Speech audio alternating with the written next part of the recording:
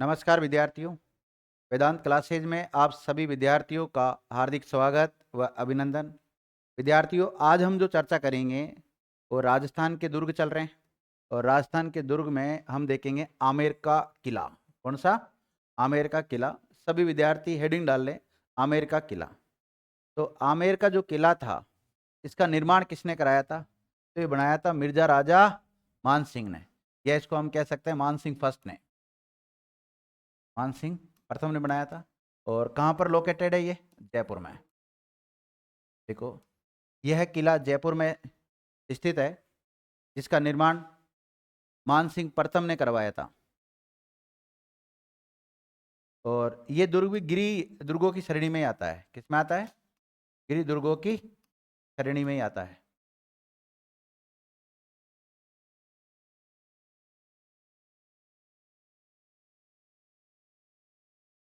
देखिएगा, इस दुर्ग का नाम अम्बरीश अम्बरीश ऋषि के नाम पर ही पड़ा है।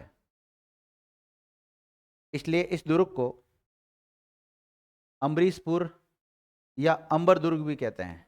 क्या कहते हैं? अम्बरीशपुर या अंबर दुर्ग भी कहते हैं। अम्बरीशपुर या अंबर दुर्ग भी कहते हैं। तो अम्बरीशपुर या अंबर दुर्ग किसको कहते हैं? आमेर दुर्ग को कहते हैं विद्यार्थियों। और इसका निर्माण किसने करवाया था? और आमेर में जिस रियासत ने शासन किया, जिस वंश ने शासन किया, उसका नाम था क्या? कछवा। और कछवा से पहले मीणाओं का शासन हुआ करता था वहां पर। तो यहाँ पर कछवा वंश ने शासन किया और इनकी राजधानी भी रहा है ये। यह है कछवा वंश की राजधानी भी रहा था।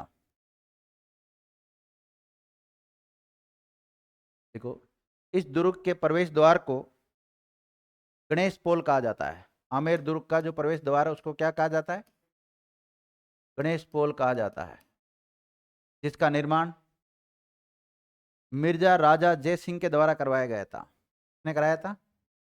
मिर्जा राजा जय सिंह ने करवाया था। मिर्जा राजा जय सिंह ने करवाया था। लिखो, इस दुर्ग में कैसे लिख सकते हो? यह दुर्ग दीवाने आम और दीवाने खास के लिए प्रसिद्ध है। इसके लिए दीवाने आम और दीवाने खास के लिए प्रसिद्ध है। दीवाने आम और दीवाने खास के लिए प्रसिद्ध है। देखो, इस दुर्ग में ही जगत शिरोमणि मंदिर स्थित है। आपसे पूछा जाए जगत शिरोमणि मंदिर कहाँ पर है? जयपुर में, आमेर के किले में है। मान सिंह की पत्नी ने बनवाया था और उसके पुत्र की याद में बनवाया था। देखो, इस दुर्ग में ही शीला देवी का मंदिर स्थित है। कौन सी माता का? शीला देवी का मंदिर स्थित है। देखो, इसी दुर्ग में 30 महल भी बना हुआ है। कौन सा महल? 30 महल भी बना हुआ है।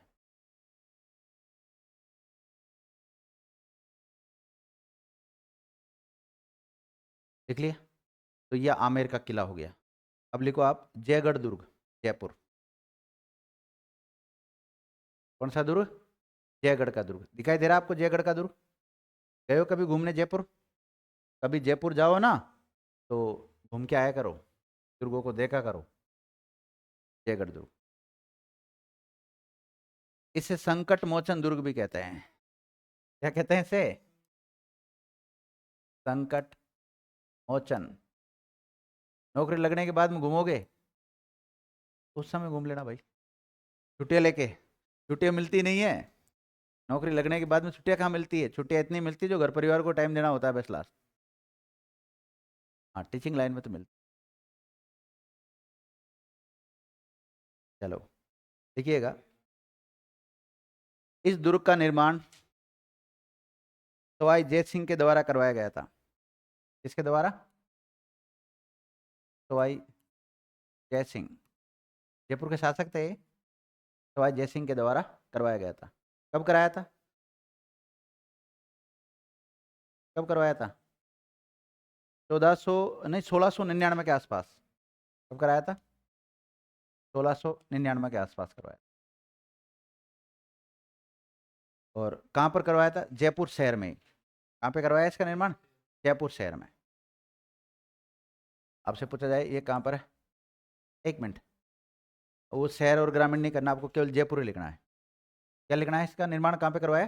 जयपुर में करवाया था। वो पहले बना था ना बीच में, शहर और ग्रामीण और दूर अलग अलग हुए थे ना वो, अब वापस हो गए वो केवल जयपुर।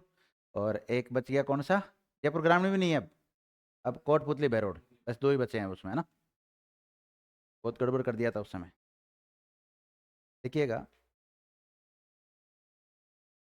मिर्जा राजा मानसिंह के समय इस दुर्ग को तिल का टीला कहा जाता था। क्या कहा जाता था? तिल का टीला। तिल का टीला।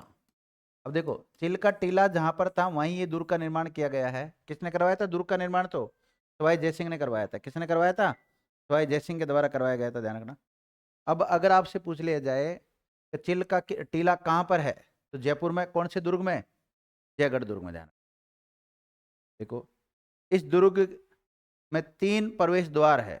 कितने हैं? 3 प्रवेश द्वार है। इस दुर्ग में 3 प्रवेश द्वार है।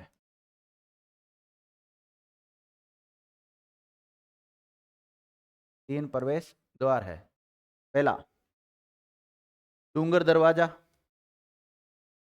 कौन सा? डूंगर दरवाजा। दूसरा लिखो अवनी दरवाजा। अवनी दरवाजा। और तीसरा भैरू दरवाजा। कौन सा? भैरू दरवाजा।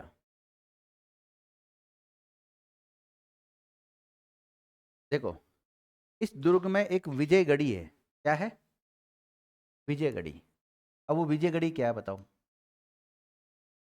विजयगढ़ दुर्ग में एक जगह है, उसको क्या कहते हैं? विजयगढ़ी। तो विजयगढ़ी क्या है? जो इस दुर्ग में जो शस्त्रागार था, उसको किस नाम से जाना जाता है? विजयगढ़ी के नाम से जाना जाता है। देखो, इस दुर्ग में स्थित शस्त्रागार को विजयगढ़ी कहा जाता है। शस्त्रागार जानते हो ना? शस्त्रागार क्या होता है? शस्त्रधन आगार। आगार का मतलब होता है भवन। जो शस्त्र जिस भवन में रखे जाते हैं उसको बोलते हैं शस्त्रागार।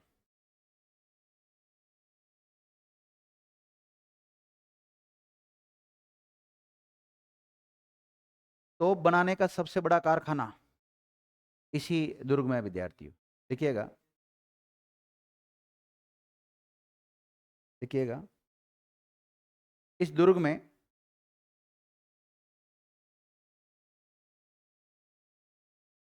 अ, तोप ढालने या तोप बनाने, तोप ढालने का कारखाना था। क्या था? तोप बनाने का कारखाना था, जो कि भारत का एकमात्र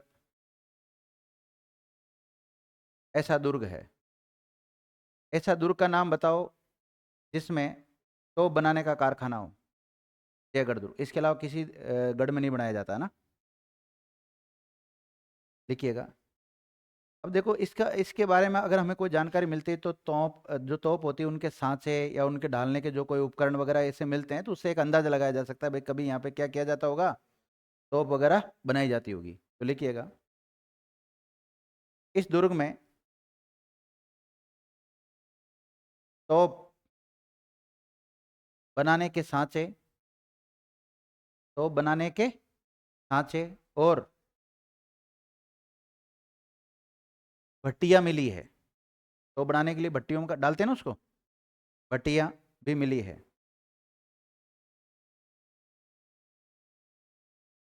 देख लिया। और आपको पता है एशिया की सबसे बड़ी तोप वो इसी में ही है, देखिएगा।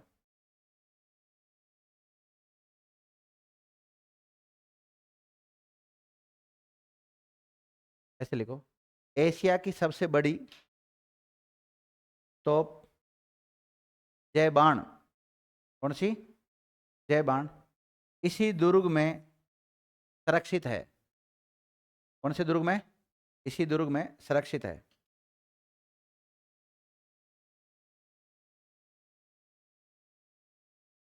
देखो, इस जयगढ़ के दुर्ग में जितने भी महल बने हुए हैं, क्या बने हुए हैं? महल। इनका जो शिल्पी था वो कौन था? विद्याधर। लिखिएगा, इस दुर्ग के सभी महलों का शिल्पी विद्याधर भट्ट था। कौन था? विद्याधर। हाँ, लिख लो, शिल्पी शिल्पी। इस दुर्ग के सभी महलों का शिल्पी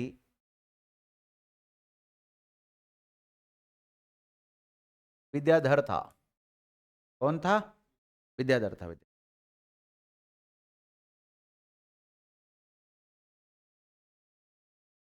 कहते हैं विद्यार्थियों, ये जो दुर्ग था ना, कौन सा?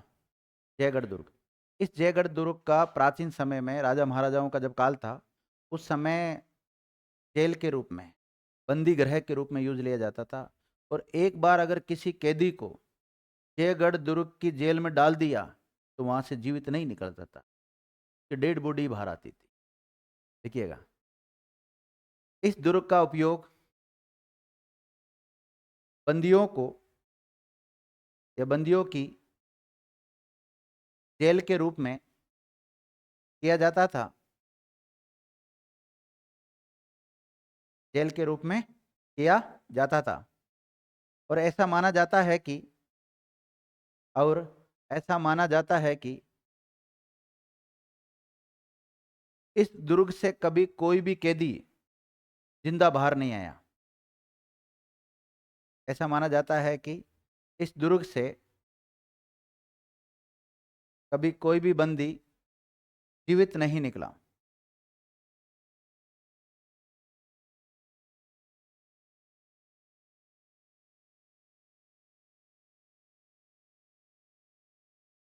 जो मैंने आपको विजयगढ़ी लिखा है ना, इसको लघुगढ़ भी कहते हैं। इस जयगढ़ दुर्ग के भीतर ही एक छोटी सी बनावट है, मतलब जो शस्त्रागार होने को तो, लेकिन उसको क्या कहते हैं? लघुगढ़ भी कहते हैं। लिख लेना आप वहीं, विजयगढ़ी को लघुगढ़ भी कहते हैं। और इस विजयगढ़ी में क्या था? शस्त्रागार। किसका? किसका किसका? कौन से वंश का? कछुआ वंश का। तो कछुआ वंश का जो शस्त्रागार था वो विजयगढ़ी में रहता था। और उस शस्त्रागार की जो रक्षा करते थे वो कौन सी जाति के लोग करते थे? मीणा जाति के लोग करते थे। देखिएगा, कोई दिक्कत। इस शस्त्रागार की रक्षा का भार, रक्षा का भार किसके ऊपर था? मीणा जाति के लोगों पर था।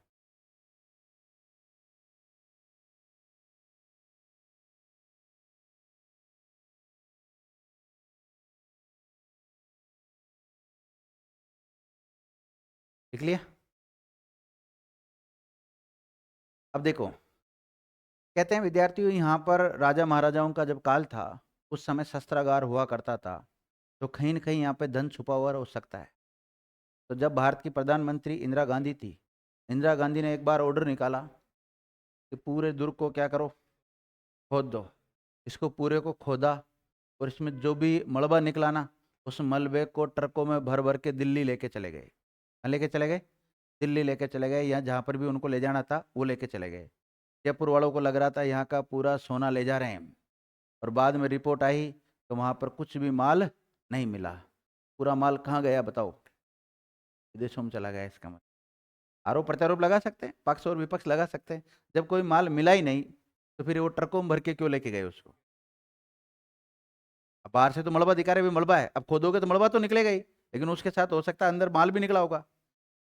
हाँ, तो ये पक्ष और विपक्ष हमेशा इस बात को लेकर आरोप प्रत्यारोप लगाते रहते हैं कि भाई आपने जब इस किले की खुदाई करवाई, आपको आशंका थी कि इसके नीचे खजाना मिलेगा। अब खजाना मिला या नहीं मिला, आपकी रिपोर्ट में तो आया खजाना नहीं मिला, लेकिन फिर आप वो ट्रकों में भर के क्या लेके गए थे? उस समय काफी विवाद में भी चला था ये मामला। लेकिन जब देश की प्रधानमंत्री के अंडर में ऐसा काम हो रहा हो तो फिर कैसे हम आरोप प्रत्यारोप लगा सकते हैं दूसरे को? कह ही सकते हैं बस केवल। अभी जैसे नरेंद्र मोदी है, अब नरेंद्र मोदी के समय अगर वो कुछ भी करे, हमें मानना पड़ेगा, हाँ ठीक है भाई, नहीं निकला तो नहीं निकला, और क्या चाहिए? जो भी रिपोर्ट आएगी उस रिपोर्ट को मानना पड़ेगा। चलो देखिएगा आप लोग।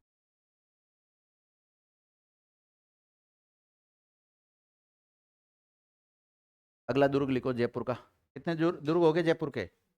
दो हो गए। कौन कौन से? अब लिखो नाहरगढ़ का दुर्ग। आमेर भी जयपुर में है, जयगढ़ भी जयपुर में है, और नाहरगढ़ भी कहाँ है? जयपुर में है। देखो, इस दुर्ग का मूल नाम सुलक्षण दुर्ग था। क्या नाम था?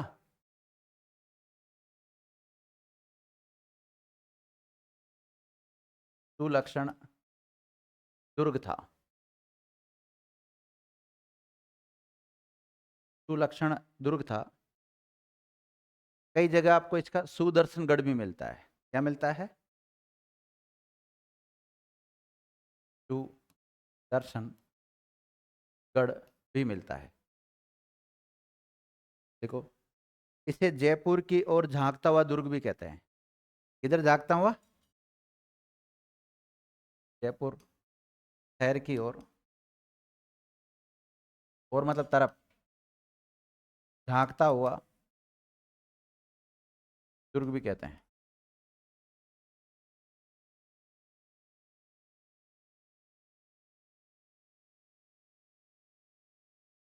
लिख लिया? दोनों ही नाम लिख लेना आप, सुलक्षण और सुदर्शन, है ना? अब देखिए, आपसे पूछा जाए नाहरगढ़ दुर्ग का निर्माण किसने करवाया था, तो लिखो इस दुर्ग का निर्माण कार्य शुरू सवाई जयसिंह ने करवाया था। किसने करवाया था? सवाई जयसिंह ने करवाया था। लेकिन वर्तमान में जो आप इसका रूप देख रहे हैं नाहरगढ़ के किले का, ये नाहरगढ़ का जो दुर्ग है, इसका वर्तमान स्वरूप दिया था सवाई राम सिंह ने। किसने दिया था? देखो, इस किले को वर्तमान स्वरूप सवाई राम सिंह ने दिया था। सवाई राम सिंह के द्वारा दिया गया था।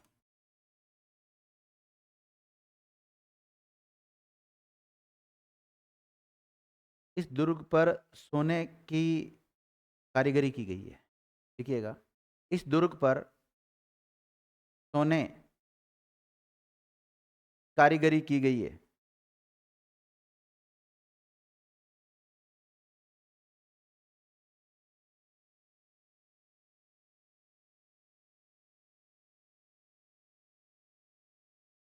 देखो विद्यार्थियों, कहते हैं कि यहाँ पे एक लोक देवताओं में पढ़ते हैं हम, वैसे तो भूमिया है। क्या है ये? भूमिया। भूमि की रक्षार्थ करते हुए अगर कोई व्यक्ति मर जाता है तो उसको हम क्या कहते हैं? भूमिया कहते हैं। और एक भूमिया था जिसका नाम था नाहर सिंह। क्या नाम था? नाहर सिंह। तो नाहर सिंह भूमिया के नाम पर ही इस दुर्ग का नाम क्या रखा गया है? नाहरगढ़ दुर्ग रखा गया है। तो लिखिएगा, नाहर सिंह भूमिया के नाम पर ही इस दुर्ग का नाम नाहरगढ़ रखा गया है।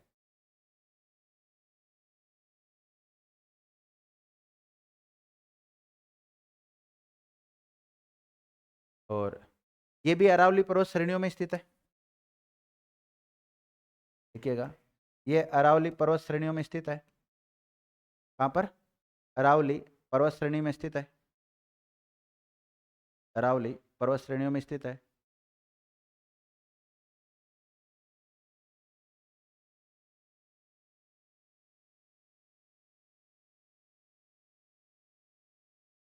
अब देखो ये दुर्ग ऐसा लगता है जैसे जयपुर का मुकुट हो, ऐसा लगता है। देखो यह दुर्ग जयपुर के मुकुट के समान, मुकुट होता है ना, मुकुट, मुकुट के समान प्रतीत होता है। जयपुर का मुकुट, का मुकुट जयपुर के मुकुट के समान प्रतीत होता है।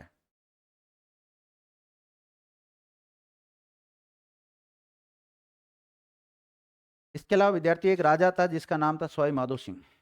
उसने अपनी 9 रानियों के लिए एक जैसे 9 महल भी बनवाए थे। लिखिएगा, सवाई माधो सिंह ने अपनी 9 रानियों के लिए, किसने? सवाई माधो सिंह ने अपनी 9 रानियों के लिए एक जैसे 9 महल बनवाए थे। ये भी तगड़ा ही था राजा, सभी के लिए समान आकृति के समान उसका वो बना दिए। जैसे कई गांव में देखा होगा ना, 4 भाई है तो 4 भाइयों के मकान सेम डिजाइन के होते हैं, बिल्कुल बराबर में। इसने 9 रानियों के क्या बना दिए? महल बना दिए।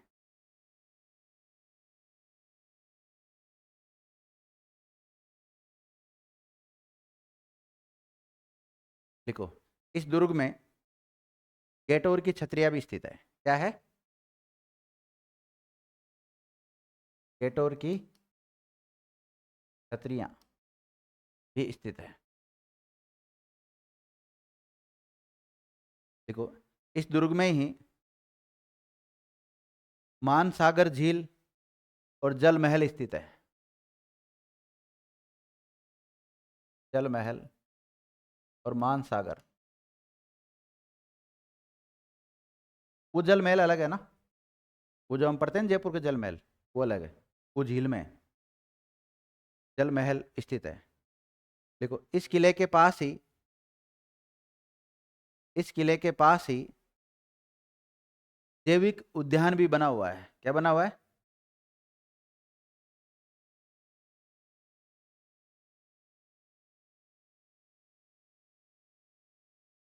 बायोलॉजिकल पार्क बोलेंगे, जैविक उद्यान, बायोलॉजिकल पार्क, बायोलॉजिकल पार्क। देख लिया?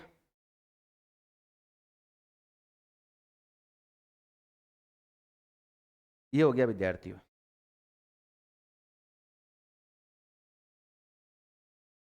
तो अभी हमने कौन सा पढ़ा? नाहरगढ़ का पढ़ा है। और नेक्स्ट क्लास में नेक्स्ट किले के ऊपर चर्चा करेंगे। ठीक है, इस क्लास को यहीं विराम देते हैं। धन्यवाद।